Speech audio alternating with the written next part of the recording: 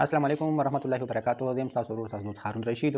نګې هیلې او احترامات دوستانو ملګرو، نن درسره یو داسې ویډیو شیر کوم چې دا په کوم ځای کې دا واقعه راغلې ده، خو دې کې دا درنده داسې په دغه را روان دی چې د یو تورسرې ګت ته یې لاس ورچولی، پټي ته یې لاس ورچولی دی.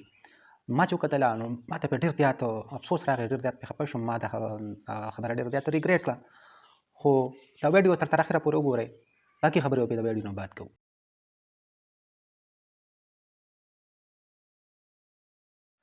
دوستانو د ویډیو کې تاسو کتلی شئ، دې کې د کس په دې زنانه داسې حمله کوي لکه څنګه چې په یو ځنګل کې یو درنده په یو ښکار باندې حمله کوي او په یو ښکار باندې ورځي. همدغه شان په دې کې د ویډیو کې تاسو ته به ښکاري دا کس داسې حمله د زنانه په عزت او په لوپټه کوي، لوپټه ترې راکاږي، پړون ترې راکاږي او په هغې باندې سرعام لاس اوچتوي.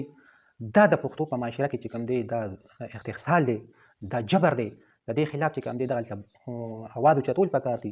څومره هم چې نه کیدای شي دا ویډیو درسره شیر کړئ چې دې زنانه ته انصاف فراهم شي. دغلته د دې نه علاوه د پولیس هم ولاړ دي. پولیس چې کوم دی زموږ د پښتنو زموږ د معاشرې دپاره د تحفظ دپاره دي، چونکې دغلته داسې هم وردی والا شته، دغلته داسې نوجوانان هم وو چې د دې باقاعده دې تماشې ته ولاړو، خپل اختیار هغې سره چې کوم دی د اختیار والا خلک هم ولاړو، هغوی خپل اختیار استعمال نه کړو او سرعام چې کوم دی دغه درنده خپل کار وکړو او روان شو.